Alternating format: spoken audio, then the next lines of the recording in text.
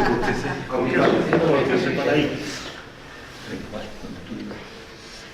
ver, tenemos a Pedro Montes, que nos va a hablar sobre el euro.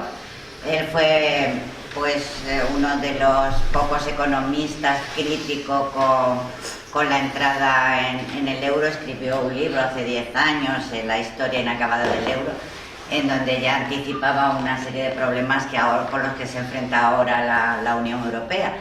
Bueno, su currículum es larguísimo: economista, profesor de la Universidad Complutense, de la Universidad Autónoma, economista del Banco de España, en donde ha realizado muchísimos trabajos, estudios, pero también nos interesa mucho su perfil de luchador, que es muy importante: sindicalista, comisiones obreras, con el sector crítico, también en Izquierda Unida, ha sido del Consejo Político Federal y ahora mismo promotor del Grupo Político Cultural Siglo XXI. Y entonces es un hombre que aúna tanto la práctica como la teoría, una fuerte teoría con la práctica de militante y de luchador. Antes de darle la palabra, la voz y la palabra, como decía el poeta, quiero hacer mención de que hoy se cumple el 80 aniversario del triunfo del Frente Popular. La izquierda se supo unir para parar el avance de la reacción, que había paralizado y eliminado muchas de las conquistas legislativas de la primera parte de los primeros 2 años de la Segunda República. Esta unión es una lección de la historia que no debemos olvidar, porque en estos momentos tenemos una de las cosas más importantes: es la unidad de la izquierda para hacer frente a los que nos explotan, a los que nos oprimen y a los que nos reprimen tan duramente como lo están haciendo ahora. Por eso desde aquí nosotros no olvidamos ese Frente Popular y llamamos a la unidad, a la Tercera República y a un nuevo Frente Popular. Muchas gracias y le dejo la palabra a Pedro.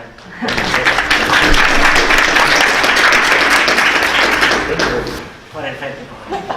Yo voy a aprovechar las palabras de Luisa, para hacer referencia a que el tema de la República, que efectivamente hoy es un día histórico para los que sentimos la República como nuestra, para hacer, eso es, como digo, hacer referencia a que ha decaído en la izquierda el sentido que debía de darle a la República, que no es tanto ser si hubo dos, que haya una tercera, etcétera, etcétera, sino porque nos la arrebataron, nos la quitaron, se quedaron con ella, ¿no?, las fuerzas de la reacción, y estamos viviendo pues un periodo, si me apuráis, ya de 80 años menos ¿no?, hasta julio del año 36 y de julio a la Guerra Civil.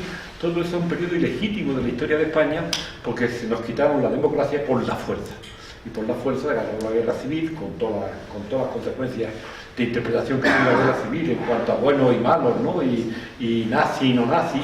Y luego vino la dictadura, y desde la dictadura pues nos la comunicaron a través de Juan Carlos. Y para ellos es tan importante la democracia que para la izquierda debía ser tan importante como lo es para la derecha.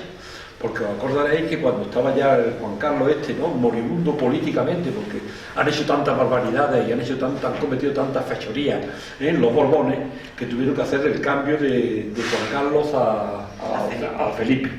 Y mira que se dieron prisa y mira que lo hicieron con rapidez y con un poco por las vías más soterradas y menos democráticas que cabe imaginar.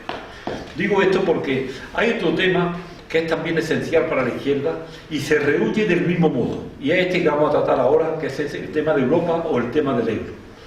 Nadie quiere hablar de esto.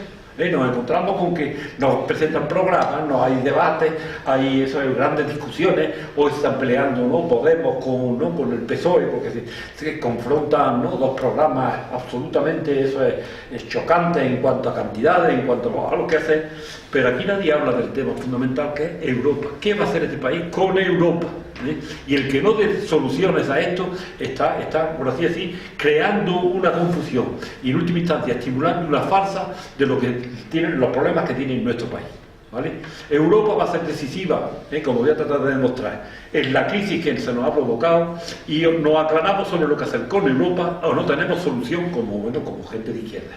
Y por lo demás, pues he conocido aquí ya unos cuantos compañeros a lo largo de de la orilla que llevo aquí, y por consiguiente sé que estoy hablando casi ante profesionales de la política o gente que está muy comprometida en la política, y por consiguiente me vaya a permitir que más que una gran conferencia, ¿no? Que ya estaréis cansados y no sois gente preparada, preparada sí, que no estáis, que no vengo a martirizar con una conferencia, sino dar una charla, de forma tal que, que podamos entendernos de las cosas que son fundamentales, y luego si os no apuráis que el debate sea pues rico para que nos vayamos, yo creo que convencidos de lo que quiero yo demostrar o decir, ¿vale?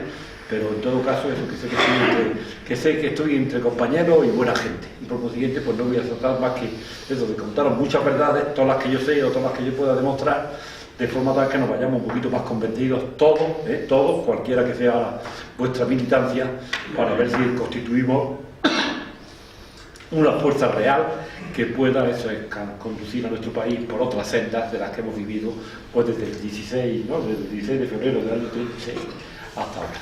Y buenas tardes, amigos y amigas. Vamos a ver, yo quería empieza con un traguito de agua, ¿sabes? No ponéis whisky aquí a los... Aquí no, aquí a palo seco, con guisarapos.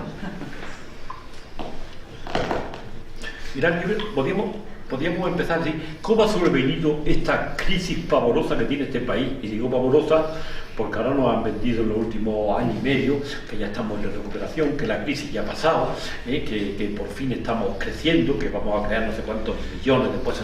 Todo eso es mentira. La crisis vino, fue pavorosa en el sentido de la destrucción que ocasionó en el empleo, en los derechos laborales, en los servicios públicos, etcétera, etcétera, pero esos son los datos que determinan una crisis social como la que tenemos. Y que haya habido algunos datos nuevos en la economía o macroeconómicos, como se dice, no quiere decir que la crisis se haya pasado. La crisis es justamente el conjunto de situaciones en todos estos terrenos que determinan que eso es que un país se diga que está enfermo o que está gravemente enfermo. Y seguimos estando gravemente enfermos. Y ahora, y aparte de eso, de decir, ¿qué es lo que ha pasado? Yo voy a tratar de muy linealmente, porque no hay forma de explicar una crisis tan compleja, pues de una forma, introduciendo todos los elementos que cabe decir. Pero voy a tratar de demostraros que la crisis tiene su origen en algo que se llama Europa. O más concretamente, para que no haya confusión, en el euro, en eso que se llama la moneda común, que es el euro, voy a tratar de demostrar. Y también voy a tratar de demostrar, y eso sería como la segunda parte, de que la única solución que tiene este país para escapar a esta situación anómala de enfermedad grave es desvincularse del euro y hacer una política en la que recuperemos todos los instrumentos que hemos ido abandonando a lo largo de la incorporación de nuestro país a la Unión Europea, para tener una cierta soberanía, para tener una moneda, para tener una política fiscal propia, para tener una política de aranceles si fuese necesario propia, etcétera, etcétera. Lo hemos ido abandonando todo y ahora lo único que tenemos son muchos problemas y ningún medio de solucionarlos. Y esta es el gran drama, si me apuráis, que tiene la situación española. Que eso es que desde que nos incorporamos al mercado común en el año 1986 empezamos a ceder nuevos instrumentos a la Unión Europea, les dijimos, ustedes pongan los aranceles, luego se construyó el mercado único y fuimos dejando, por ejemplo, las empresas públicas, no podía haber empresas públicas, no debía haber empresas privadas, no debía haber banca pública, pues, total que hemos ido abandonando cosas hasta que nos encontramos, como digo, con un cúmulo de problemas que no tienen solución porque no tenemos instrumentos para resolverlos. Y un gobierno que no tiene instrumentos puede estar muy agobiado o puede estar muy preocupado, pero este es el drama realmente que tiene la izquierda. Y lo digo por el drama porque ahora estamos discutiendo, no sé cuál será el resultado, luego seguramente saldrá el tema de los programas, el tema de qué gobierno será, si de izquierda, no de izquierda, si ahora no apareciendo, etcétera, etcétera. Pero os daréis cuenta que todo es como, digamos, está sucediendo una realidad política que nada tiene que ver con la realidad, digamos, obtusa o la realidad cruda, que es la que tiene nuestro país con el tema de Europa. Y a eso me voy a dedicar. Mirad, en el año 92 se crea el mercado único. ¿Sabéis lo que el mercado único es? Pues eso, una concesión por la cual en el ámbito europeo se creaba una situación económica como la que existe en cada estado en la economía. Y es que los factores productivos se pueden mover de un sitio para otro, los trabajadores incluso, porque claro, los trabajadores tienen muchos problemas para moverse de un sitio a otro, porque si uno habla español pues no quiere estar en Alemania, o si uno es del barrio de Prosperidad pues no quiere estar en otro barrio, y si uno es de Granada pues no quiere irse a Frankfurt. Pues, estas cosas elementales que constituyen pues una restricción muy importante a la movilidad de las personas. Pero también está en cambio el tema del capital, y el capital, como sabéis, con la informática y todo y las comunicaciones, pues son asientos contables, donde alguien te dice que quiere mover pues 3 millones de euros y los pasa de una casa de ahorros de aquí y se los lleva a dar hipotecas en un estado de América, que puede ser el Gran Wyoming, o Wyoming sin más, o puede ser Pensilvania, etcétera, etcétera. Entonces se crea un mercado único y hay genios, la burguesía tiene genio, y la izquierda también tiene gente muy, muy interesante y muy pensadora, que dijo, hombre, pues si hay un mercado único, y la economía europea es como la economía de un Estado, ¿no? En última instancia, pues en un Estado hay una moneda única, creemos una moneda única.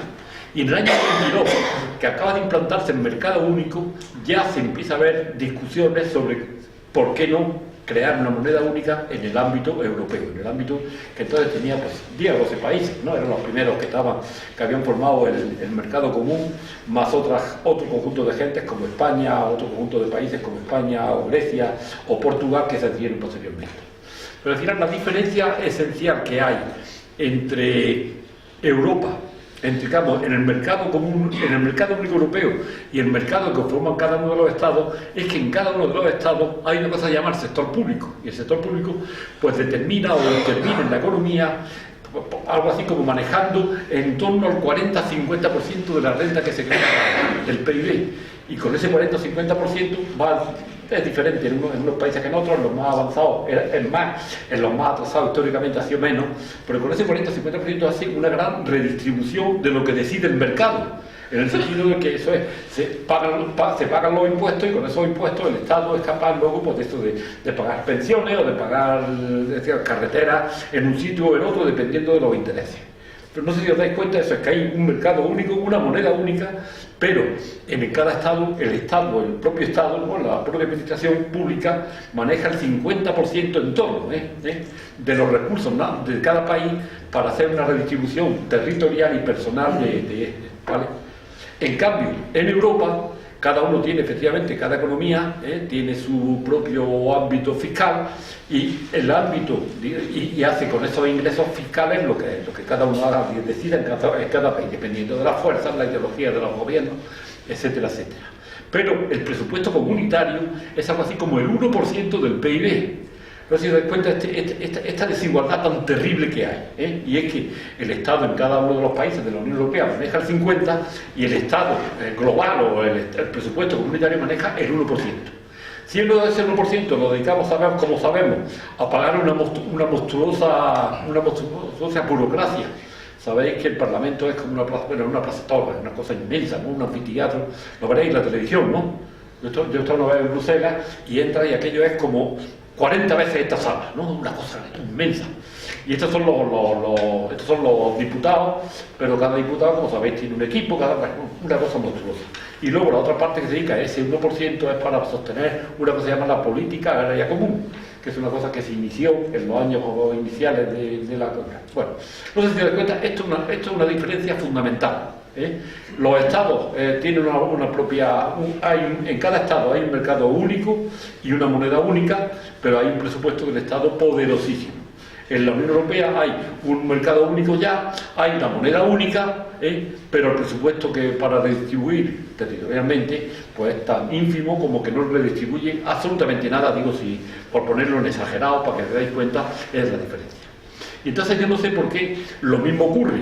En un Estado hay unos derechos sociales, hay unas prácticas democráticas, hay una legislación social y laboral que no tienen nada que ver unos con otros, o no se han homogeneizado. Entonces, si tú te dices que es como un Estado, diríamos, sí, un Estado pero diferente, porque hay Estados donde la legislación, en un Estado como el español, la legislación laboral Al margen, claro, de todo todas las barbaridades que han cometido posteriormente, se han ido diluyendo, se han ido acabando derechos, pero Alemania tenía sus derechos, España tenía sus derechos, Francia tenía sus derechos, y por consiguiente estábamos en un mercado único, pero con situaciones sociales y económicas y sociales diferentes. Pero perdonad, esto no fue impedimento, como digo, para los diseñadores del mercado único y el euro. Y dijeron, no. A un mercado único corresponde, como se demuestra en cada país, que tiene que haber una moneda única. Y se inventó en el año 92, una vez implantado el mercado único, empezaron con el tema de Maastricht, os acordaréis, ¿no? Empezaron que hay un tratado que es el de Maastricht, y ese tratado se dedicó desde sus orígenes a establecer cómo se creaba la moneda única, cómo se creaba el euro. Y pusieron las condiciones, hablaron de la fecha en que tendría que crearse, dijeron que era lo que era importante de homogeneidad de los países y lo que no era y lo que era menos importante, etcétera, etcétera. Y desde entonces toda la política en cada uno de los estados europeos ha estado regida por la creación de circunstancias o condiciones que favoreciesen la creación de la moneda única.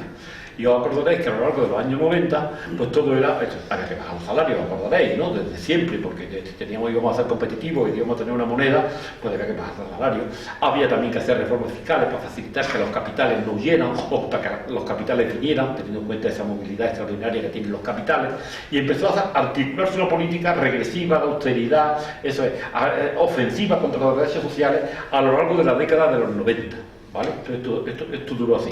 Y cuando llegó al final del año 99, que fue la última fecha que estaba prevista para la creación de la moneda, dijeron, todos podemos estar en la moneda única. Y era mentira. Digo mentira, no porque había una desigualdad enorme entre las economías, sino que hasta las propias condiciones que ellos establecieron, que eran 5 o 6, eso de que el déficit público no fuese más más del 3% del PIB, que la deuda pública no fuese más del 60% del PIB, todo se incumplió. ¿Por qué? Porque tenían mucho interés efectivamente en crear esa moneda única. Y tenía mucho interés en crear la moneda única al margen de que hubiese condiciones económicas y al margen, evidentemente, de las reacciones que pudiese producir la moneda única. Ya estamos en el año 99. Y todos los gobiernos, los 12, que no me acuerdo bien, pero todos los países fueron admitidos. Y yo tengo un libro que tú citas, ¿veis? En que digo, aprobado general, toda la moneda única. Pero claro, como digo, esos países eran muy diferentes en cuanto a su capacidad productiva, eran muy diferentes también en cuanto a sus condiciones sociales y derechos laborales, y eran también muy diferentes en cuanto a su resistencia y su posibilidad de defenderse en los mercados. Pero tenía mucho interés en la burguesía europea, el conjunto de la burguesía europea y el conjunto de la burguesía de cada país en tener esta moneda única. Porque como veremos, la moneda única, ¿qué significaba? Significaba dos cosas. En primera instancia, significaba que desaparecían todas las monedas de los países, ¿vale? La peseta, el marco alemán, la moneda italiana, el franco francés, y dijeron, todo eso ha estado muy bien históricamente, pero ahora todas esas monedas que en el fondo siguen estando en nuestras cabezas, porque todavía nosotros, que somos más bien viejitos, seguimos traduciendo los euros en pesetas, eso lo ha pasado a la inmensa mayoría de la gente de los países, que sigue pensando muchas veces en su propia moneda. Pero dijeron, esto ya se ha acabado. Cada país tiene una única moneda que, y en última instancia, lo que significa es que el tipo de cambio con el que nos vinculamos cada moneda al euro, eso va a determinar que a partir de ahora ya no haya tipos de cambio y que todos tengamos la misma moneda y que todos los países, ya sean fuertes, ya sean débiles, se van a estar rigiendo por una moneda común, una moneda donde los tipos de cambio implícitos de cada uno de los países son siempre fijos e irrevocables. ¿Se entiende esto bien o no? Todo bien, ¿no? Eso, si yo cojo un francés y me dirá, pues yo tendría franceses, pero ahora puedo cambiar por euros, y nosotros la peseta y el marco alemán también todos por euros, y al final lo que tenemos es una relación entre nuestras viejas monedas y el euro todas fijas. ¿Se entiende bien? Estamos, ¿no? Bueno, pero claro, esto era una de las decisiones más graves que se tomaron. Porque ese tipo de cambio, ese tipo de relación que teníamos, la peseta, por ejemplo, con el marco alemán o la peseta con el franco francés, ha sido un instrumento histórico decisivo para los países. ¿Por qué es decisivo? Porque mira, los países estaban divididos entre países muy fuertes y países muy débiles, países con mucha tecnología, países con muchas multinacionales, países con un sistema de enseñanza que permitía luego ser muy productivos, etcétera, etcétera.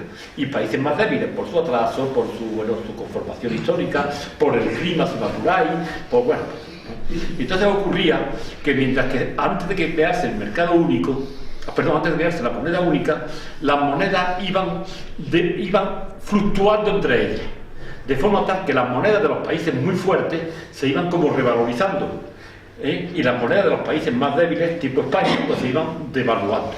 ¿Qué significaba eso? Pues bueno, porque cada vez teníamos que dar más, por ejemplo, en la historia teníamos que dar más pesetas por cada marco, y eso significaba una devaluación de la peseta, teníamos que para comprar un marco.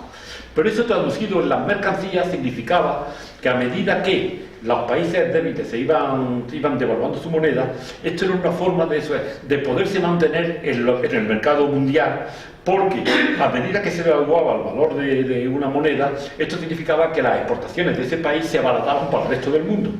Y en la medida que se abarataban, pues facilitaban que se vendiese más. Y al contrario, a medida que se devaluaba una moneda, las bienes del exterior se iban encareciendo, y eso facilitaba pues, que no hubiese tantas importaciones. Esto era básico, y si yo mostrase, porque bueno, el tiempo nos come, si yo mostrase cuál fue la evolución de la lira, el franco, etcétera, etcétera, podríamos casi alinear a los países en fuertes y débiles. Los países fuertes, tipo Alemania, tenía una moneda que tendió a revaluarse mientras era posible, y los países más débiles, tipo Portugal o Grecia o España, tenían una moneda que iba devaluándose. Pero esto era, como digo, importante, porque nos mantenía en el mercado mundial, sabiendo que una devaluación no es buena, porque hay que dar cada vez más cosas por la misma cosa que te dan los alemanes, pero era la forma de ir compensando la debilidad de una economía frente a las demás. Y luego también era una forma importantísima, porque no solo mantenía en los mercados, sino que tenía una especie de equilibrio entre lo que vendía y lo que compraba. Y esto era pues, el mecanismo del tipo de cambio. Y eso desaparece de la noche a la mañana. De pronto dicen que todas las economías tienen que competir en clave de igualdad con una única moneda, mientras efectivamente las desigualdades eran profundísimas, como se había demostrado históricamente y como se ha demostrado posteriormente después de la creación del euro. El otro tema con el cual también se perdió una cosa fundamental, y era lo que se llama la política monetaria. Cada país tenía su situación económica, y había países más inflacionistas, países menos inflacionistas, países con nivel de paro del 3% y países con nivel de paro del 20%, países con una situación social muy dramática, o países con más comodidades, etcétera, etcétera. Y todo eso entonces se gestaba con un instrumento que también era básico, era la política monetaria. Yo trabajaba, por ejemplo, en el Banco de España, y parte de nuestro trabajo consistía en analizar la economía, decir, bueno, pues está muy fuerte, o crecemos mucho, crecemos poco, y cuál es la política monetaria que corresponde. ¿Qué hacíamos al diseñar aquello? Pues un poco decíamos, hay que crear tanta cantidad de dinero para sostener una determinada política, para crecer más, crecer menos, y tenemos que mantener unos tipos de interés que sean o muy altos o muy bajos, dependiendo de las condiciones. No voy a detenerme ahora, ¿no? Pero entonces de pronto desaparece, y de pronto tenemos un Banco Central Europeo, que es una de las instituciones que se crea en el Tratado de Maastricht, donde decide para el conjunto de países que estamos en la Unión Europea el tipo de la política monetaria. Y como sabéis, ellos deciden los tipos, es decir, la cantidad de dinero que hay que meter en la economía para que funcione. Porque claro, esto era una cosa también, por ahí bastante catastrófica, porque no tenía nada que ver lo que estaba pasando en Alemania con lo que tenía que pasar en España, Francia, etcétera, etcétera. Y tenemos una única política monetaria para dos realidades políticas, sociales, económicas distintas. Y esto fue una cosa que nos pareció absolutamente normal. Digo, vale, todo. Digo normal porque en este país nadie abrió el pico, para decir, ¿no os parece que esto es una barbaridad? ¿No os parece que esto no se corresponde con lo que dice la historia, como digo, de la historia de la evolución de las monedas? ¿Y no os parece que es demasiado excesivo decir que vamos a competir a partir de ahora, imaginaros España con el marco y siempre el mismo valor del marco? Bueno, pues aquí todo el mundo todo el mundo les pareció maravilloso, ya éramos más europeos, ya teníamos una moneda común y ya compartíamos mucho más de los valores estos culturales, económicos, etcétera, que tiene Europa. El otro tema que se había con el tema del euro, y que también pasó por alto, fundamentalmente a la izquierda, es el siguiente. Mirad, si de pronto la moneda deja de ser un instrumento esencial para la competencia de nuestro país en el resto de los mercados, o para la competencia con los otros países de la Unión Monetaria, bueno, ¿por qué se están abiertos? Yo no sé, parece que estoy viendo un partido de tenis. Bueno, es igual. Otro compañero, y así reducimos el campo, cuando menos, ¿vale? Ya está, no pasa nada, es personal. Si nos dicen que la moneda la moneda no puede ser ya un instrumento para igualar eso, para favorecer la competitividad de nuestra economía, ¿vale? Que eso está cerrado porque hemos creado una moneda única. ¿Cuál es el instrumento? ¿Cuáles son el campo en el que se puede incidir para hacer que nuestra economía sea más o menos competitiva? Y aquí es donde entra todo el drama social del euro. Y es que como hay que ser competitivo, sabéis que hablan de la devaluación interna. ¿Qué es la devaluación interna? Como un componente esencial de los costes de las mercancías y de los costes son los salarios, pues ahí viene la pelea, eso es el acoso permanente a los salarios. Y yo que vengo, como digo, del Banco de España, hemos escrito en los últimos 20 años la misma cosa siempre. Hay que bajar los salarios, hay que crear más competitividad. Pues es un mercado laboral, ¿no?, muy dualizado. Si no se bajan los salarios no hay soluciones, etcétera, etcétera. ¿Por qué? Porque la verdad, si no tenemos el tipo de cambio, lo que tenemos que utilizar es los salarios, fundamentalmente, para rebajarla y hacerlos más competitivos. Porque claro, los salarios tienen un complemento, bueno, es más complejo. Si hay que ser competitivo, pues también hay que desregularizar o flexibilizar el mercado laboral, porque eso ayuda mucho a bajar los salarios, como se sabe. Y nos han vendido estas reformas laborales, pensando que es que el mercado era muy rígido, y la rigidez nunca fue rígido, pero muchas veces la rigidez no era más que el reconocimiento de derechos laborales. Si lo voy haciendo flexible, pues me encuentro con el mercado actual, donde los trabajadores no tienen... Bueno, eso es un pelele en manos, ¿no?, o carne de cañón en manos de los empresarios. Pero esto era una consecuencia también del euro, porque como teníamos que ser competitivos y ya no podemos ser competitivos por la vía de la moneda, hagámoslo por la vía de los salarios, la regulación laboral, las reformas fiscales. Si hay que ser competitivos, pues hombre, no podemos tener cotizaciones sociales muy altas, ¿no?, porque eso significa eso es que los bienes que vendemos pues tienen que tener incorporados las cotizaciones sociales, que son para pagar las pensiones. Pero si tenemos que ser competitivos, hay que bajar también los impuestos, porque así, aunque tengamos menos sanidad y menos educación, los impuestos se pagan menos y por consiguiente los empresarios españoles son más competitivos. No sé si dais cuenta del cambio profundísimo que introdujo el euro en la conciencia de cómo tenía que funcionar una sociedad. Y todo aquello del estado de bienestar, dijeron, esto hay que desmontarlo con la fuerza que se pueda y poco o mucho Pero esto es lo que hemos conocido. Esto fue en los años 90, desde el momento en que nos dijeron, vamos a ver si cumplimos las condiciones de Maastricht, y a partir de Maastricht con muchas más consecuencias. Porque pues, antes todavía estamos pensando que teníamos moneda, ahora ya no tenemos moneda, ahora ya lo que cabe es atacar salarios, condiciones de vida, etcétera, etcétera. Y esto, bueno, en este sentido estamos todos al tanto, ¿no? No tengo yo que insistir mucho en los desastres que se han cometido. Pero ahora veamos qué es lo que pasó. Y lo que pasó, digo, a efectos de las propuestas que tenía la Unión Europea, el proyecto de la Unión Europea, es que empiezo otra vez. Vamos a ver cómo se ha comportado la economía tras la implantación del euro. Ya hemos abandonado los años 90, ya nos han fastidiado todo lo que han podido, han hecho todas las restricciones que han podido al estado del bienestar, a los salarios, etcétera, etcétera. Y empezamos con la moneda única a vivir. Eso ocurre en el año ya 2002. Es cuando el 1 de enero se dice ya no se paga, ya la moneda legal no es la peseta nunca más, sino el euro. Pero aquí en Alemania, en Francia, etcétera, etcétera. Y sabéis lo que ha ocurrido. Ha ocurrido lo que se temía que podía pasar. Y es que efectivamente había economías muy desiguales, y una vez que había libertad de comercio y no había nadie que se opusiese a que las mercancías alemanas pudiesen llegar a cualquier rincón, y las españolas también a cualquier rincón, pero con menos intensidad porque era economía menos productiva, ¿no?, pues empezamos a intercambiar. Y en los primeros años llegamos a tener unos desequilibrios de lo que se importa y lo que se exporta que no se habían producido en la historia nunca. Y os voy a dar unos cuantos datos. Por ejemplo, la economía española, que era una economía, pues siempre ha sido muy dependiente del exterior, no tenía energía, éramos pobres, si me apuráis, en la tecnología, en muchos productos, en materias primas. Pues realmente en cuanto se crecía un poquito, empezaba a traducirse ese crecimiento en un déficit exterior importante, ¿vale? Y ese déficit podía llegar, y ha llegado a ser lo básico antes del euro, del 3%. Imaginaos que os doy esta cifra como cuando la economía ya pasaba del 2% el déficit, los gobiernos tenían que reaccionar. ¿Por qué? Porque había un montón de indicadores, ¿no?, que avisaban de que las cosas no iban bien. Un 3% de déficit es una cosa muy importante. Y me acuerdo, eso es que entonces llegaban las devaluaciones de la moneda. Decían, hay que devaluar para poder, eso es ajustar nuestros precios interiores con los precios exteriores, poder equilibrar un poquito los balances de pago y hacer que nuestra economía no se hunda. Porque un 3% de déficit significa que hay que financiar un 3% de la economía con créditos exteriores. En la medida que eso es una economía como una familia. Si ingreso una cantidad, pero gasto un 3% más, me tengo que endeudar por ese 3%. Bueno, pues cuando se empieza a montar el euro, cuando empieza el euro, empiezan las economías débiles a tener unos registros de déficit exteriores inmensos.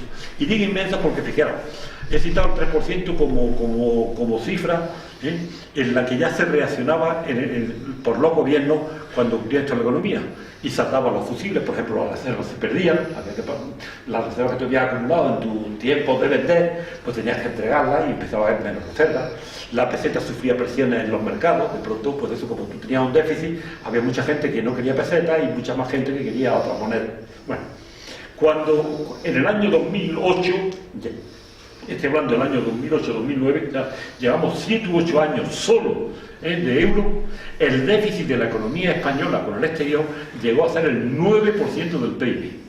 Bueno, si alguno hay aquí, alguien que sea economista, sabrá lo que estoy diciendo. Digo, sabrá eso, tendrá la sensibilidad por las cifras. Si no, lo digo, eso es una barbaridad indescriptible. Y cuando digo, ahora veremos las consecuencias. Cuando, como digo, históricamente no se había pasado nunca del 3%.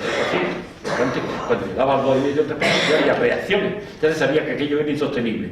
Pues aquí llegamos al año 2009, 2008-2009, con un déficit del 9% del PIB.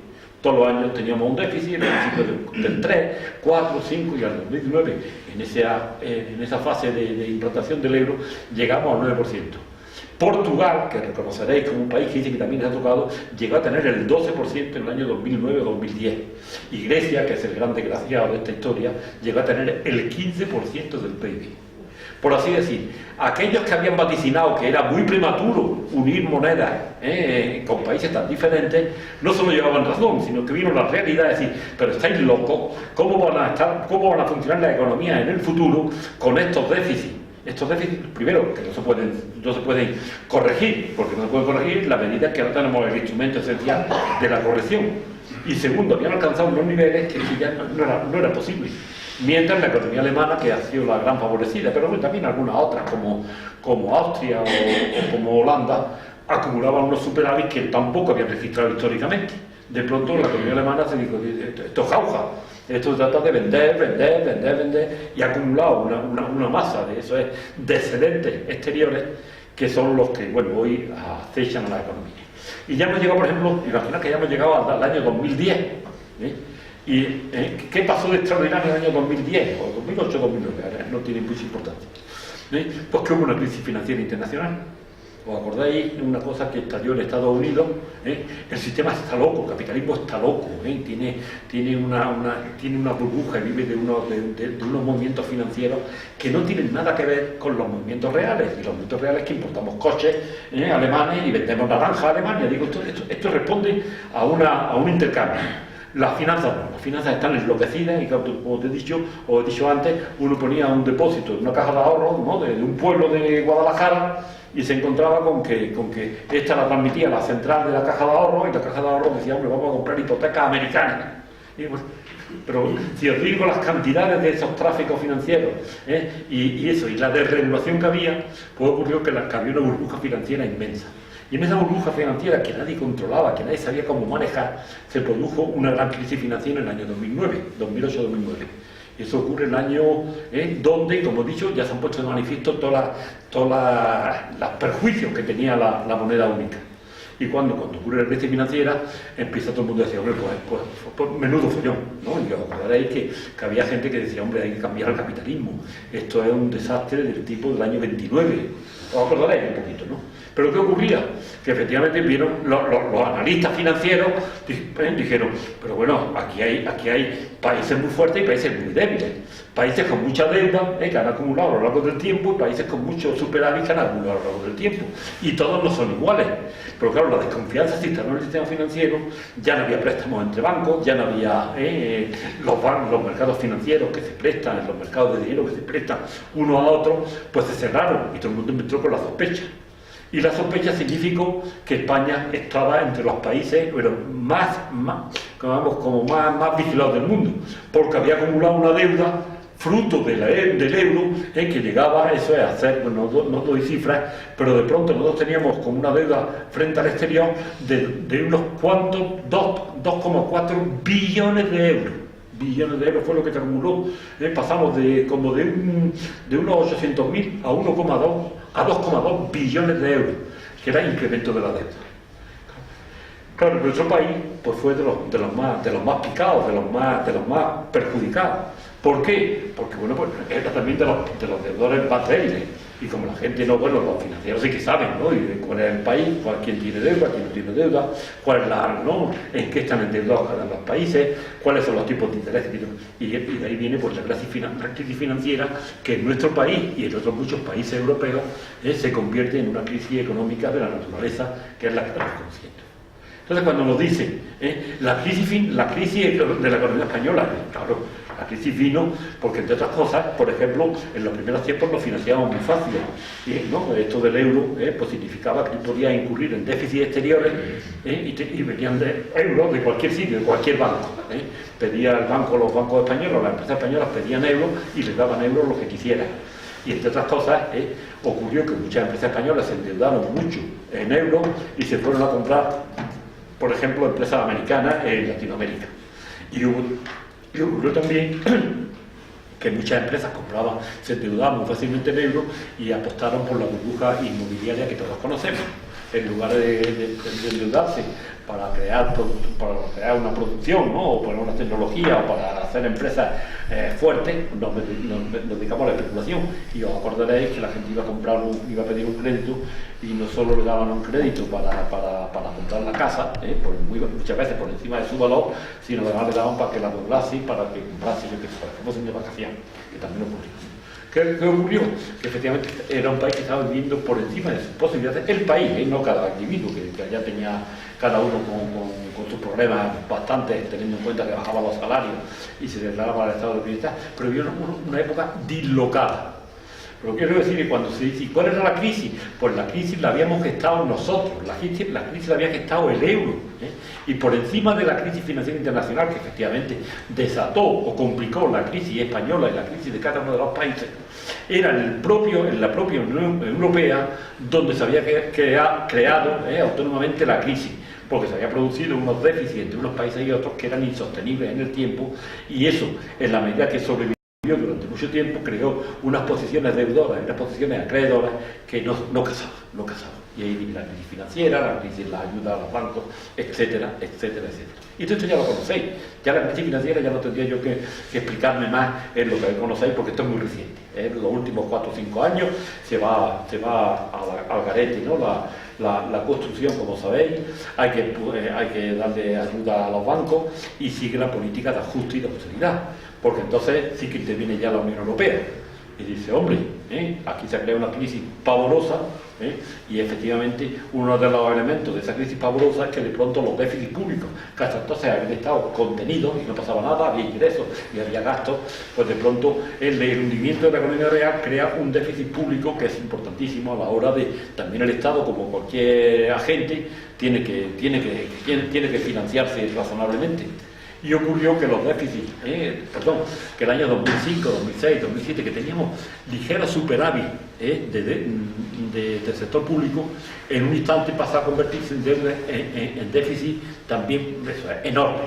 ¿Por qué? Porque los gastos públicos tenían una estabilidad, son más estables a la hora de tener que pagar que los ingresos. Los ingresos subieron y los gastos, como son pensiones, la medicina, la sanidad, etcétera, etcétera, sin perjuicio de que en todo momento ha tratado de gastar menos, son unos compromisos del Estado que no han podido, alterarse con la misma flexibilidad que los propios ingresos.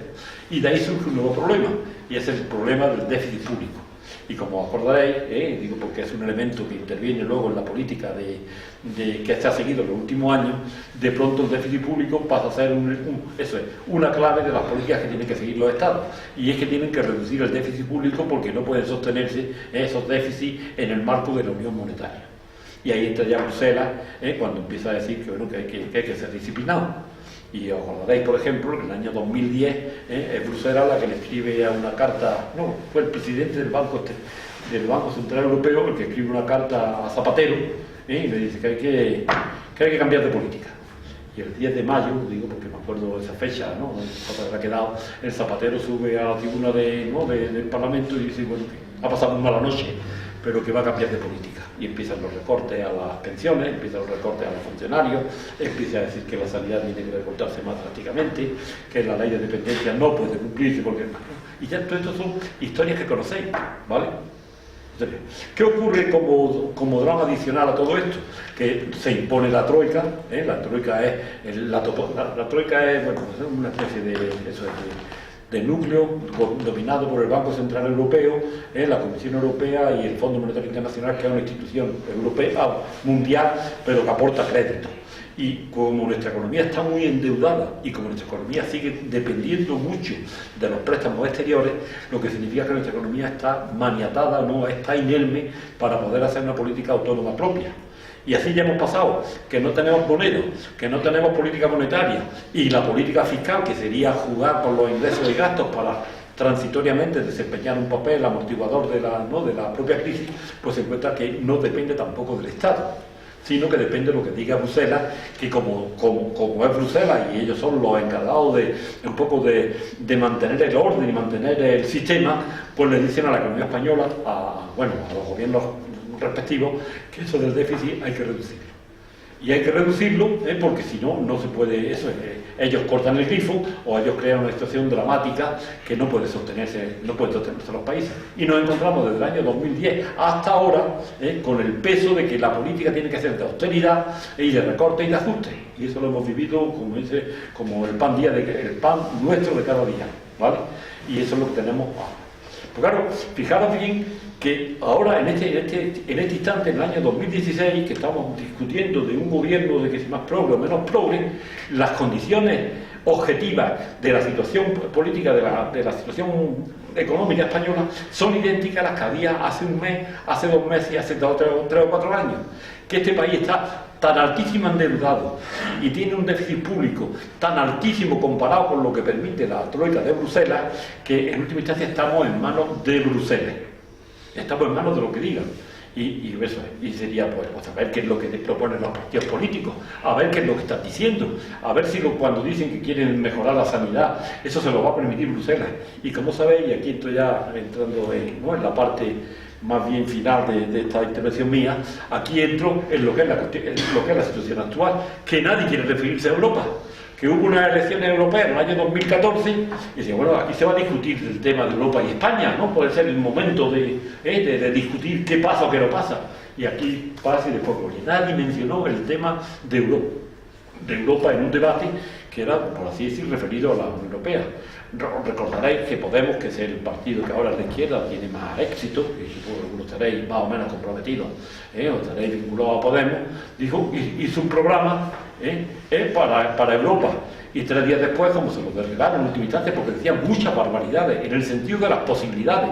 No es que no se pueda hacer, pero en esas condiciones de Europa y de la moneda única no es posible hacer lo que decía Podemos, pues empezaron a rectificar. Y donde decían Diego, o algo así, eso, empezaron a rectificar. Y nos dijeron, no os preocupéis, que es que hemos hecho un programa para Europa. El programa que vamos a hacer ahora para nuestro país, ese vendrá para otras elecciones. Y habéis visto cómo ha ido cambiando el discurso, ¿no? En este caso Podemos, para decir que, bueno, que quiere otra política económica, que no quiere austeridad, que quiere una política de gastos públicos, y yo y cualquiera que le pregunte dirá que quiere una política social más progresista, que quiere una política fiscal más justa, que quiere que se gaste más dinero en muchas cosas, que la austeridad nos está estrangulando sin dar soluciones, y pero nadie quiere hablar de Europa. Vemos la televisión y lo veréis esta noche, y mañana y el otro, y digo, bueno, pero vamos a ver, esto no lo va a permitir Europa. Europa está en condiciones de garantizarnos que estos programas que estamos proponiendo son realizables, se pueden llevar en el marco de Europa, y yo puedo decir absolutamente que no. Europa, y no es por cabezonería, es que tenemos el caso de Grecia. Sale un gobierno progresista elegido por las masas griegas, ¿no? Sabiendo que lo que dice vamos a romper con la austeridad, vamos a romper, y ya lo veis, no tengo que contaros la historia, pero es un drama casi histórico, ¿no? De pronto un gobierno de izquierda se baja, y se va a Bruselas y admite todo lo que tenga que admitir. Y tengo que decir que eso es que no nos gusta, pero es que Bruselas tiene tanto poder, y tiene esa, como que nos cerrasen de una mañana u otra. El grifo, eso que se llama, que hay que financiar toda la deuda que tenemos, hay que refinanciarla, todos los días vencen créditos, todos los días vencen títulos, que estamos en manos de poder. Joder. Eso, como decía Freud, ¿no? El que dice eso de...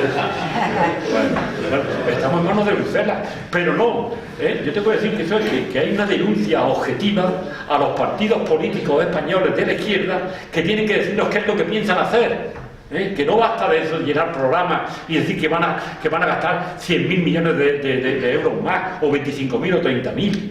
Eso es que Bruselas no lo permite, y además tienen tanto poder que si dice no lo permite, le crea una crisis financiera española en 3 horas.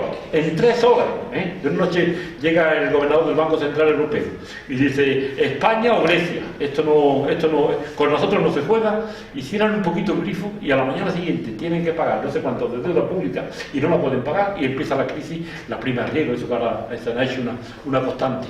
Y la hunden, ¿vale? Entonces, y aquí viene como dice, el punto que yo voy a defender. A ver, si nos han atrapado en algo tan estúpido y tan monstruoso como la moneda única.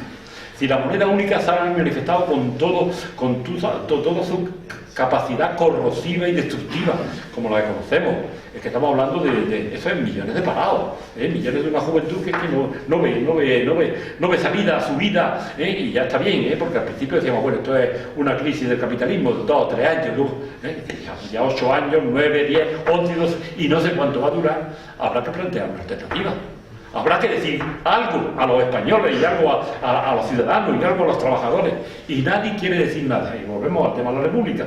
Pues es que nos arrebataron la República, es que nos la quitaron, que era un régimen democrático, y habíamos además afortunadamente acabado con los Borbones, y siguen los Borbones enseñándose por ahí, robándonos por cualquier sitio, y no se agita esto bastante con una cosa tan grave como es tener una monarquía. Oiga, se puede tener una monarquía, digamos, sensatamente, se puede tener una familia que dice que, bueno, pues igual ocurre con el euro, compañeros, que nadie quiere decir nada y nos están engañando. Es un fraude todo lo que está pasando en la política de la izquierda española.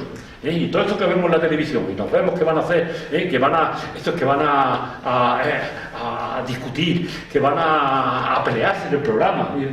Pero ¿qué programa vais a discutir? Si no tenéis un duro, si España no tiene un duro, si España debe lo indecible. ¿Por qué no revisamos cuál es la situación de España en el marco de la Unión Europea? Y hay gente, muy poquito, como hubo gente muy poquita al principio, que dijo esto del euro es un disparate económico y un disparate social y un disparate político. Pero como estáis viendo, este disparate se ha hecho realidad, y todo lo que teníamos de malo se ha confirmado y se ha agravado. Y bueno, pues hay una poquita gente en este país que está diciendo que no, pero lo que hay que hacer es revisar absolutamente las relaciones con la Unión Europea. Y revisarlas significa, para empezar, desvincularse del euro. Es decir, nosotros no podemos competir con Alemania. Y si el euro ha sido la moneda, con el tipo de cambio que hemos tenido con Alemania, Francia, etcétera, ha sido la moneda que nos ha llevado a este desastre, difícilmente con el euro vamos a recuperar el desastre. Esto es como si uno tiene un equipo de fútbol muy malo, lo acaba descendiendo y le dice, bueno, pero hay que ir a ver si sois campeones. Pero ¿cómo voy a ser campeón? ¿No? Si tengo un tipo de cambio que no puedo resistir y que me ha llevado a la ruina, lo que tengo que hacer es, bueno, cambiar el equipo o bajar de categoría y pelearme en segunda división. Pero ya lo veis, y nadie dice nada. Y vemos a Pablo Iglesias y vemos a Garzón, no voy a decir el del PSOE, que bueno, ya teníamos una discusión si es de izquierda o no, pero también propone una política expansiva, también propone una política contra la austeridad, también propone una política de gastos sociales. Y bueno, por favor, ya vale, digo que a este pueblo se le toma el pelo cualquiera, a este pueblo se lo engaña cualquiera, si nos metemos en unos fraudes políticos que no nos merecemos, yo creo que honestamente la. ¿Y qué estamos diciendo?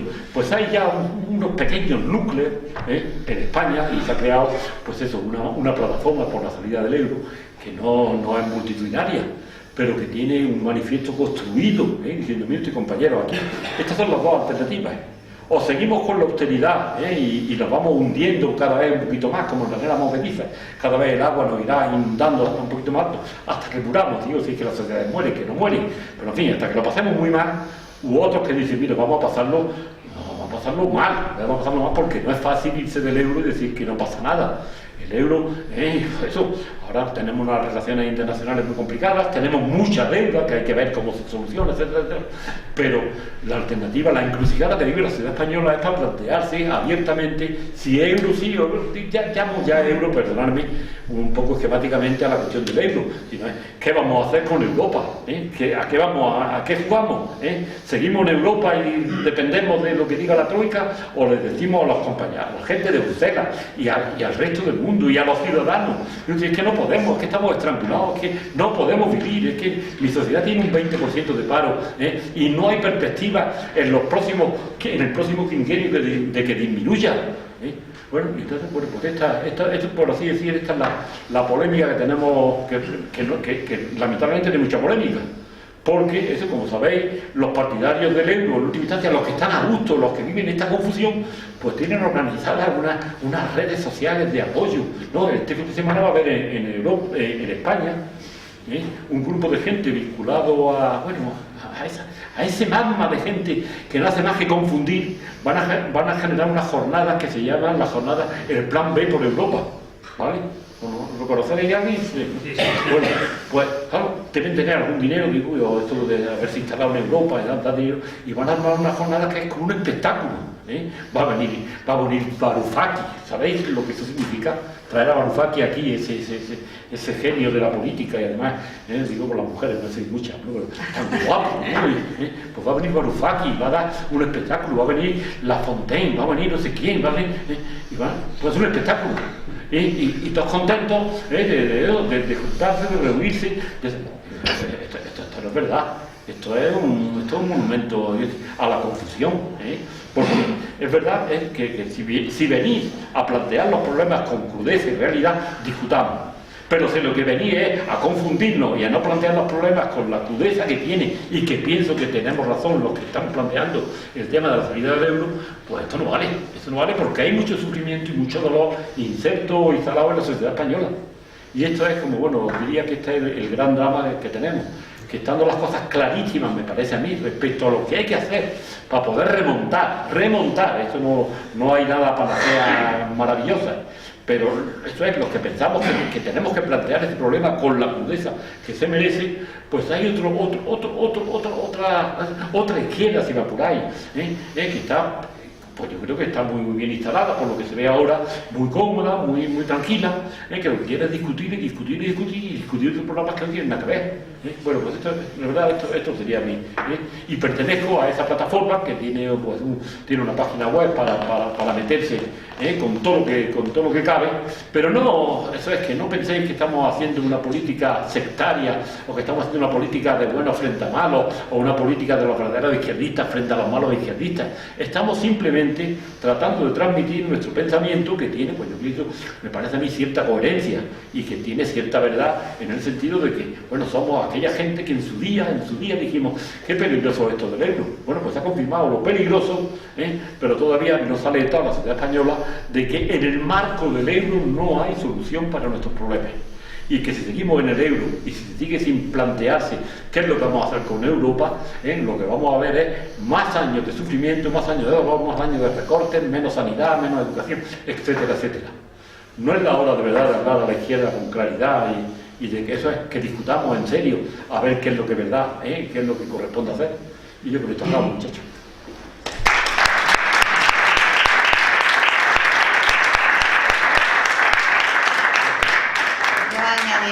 Para ligarlo, como he empezado con la República, añadiría que en el marco de la monarquía, que es la clave de bóveda del capitalismo, tampoco hay ninguna salida y tampoco se puede hacer nada lo mismo que en el euro.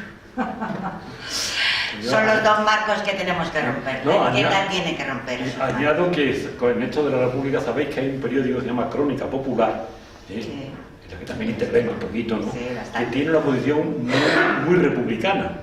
Tiene una posición muy republicana en el sentido de que, bueno, hemos entendido que la verdadera democracia empieza por remover un poquito la institución, ¿no? Y bueno, trabajamos el año pasado, me parece, hace año y medio, tiempo como pasa, que es una barbaridad, ¿no? Hicimos, promovimos la creación de un referéndum, promovimos una declaración de los intelectuales.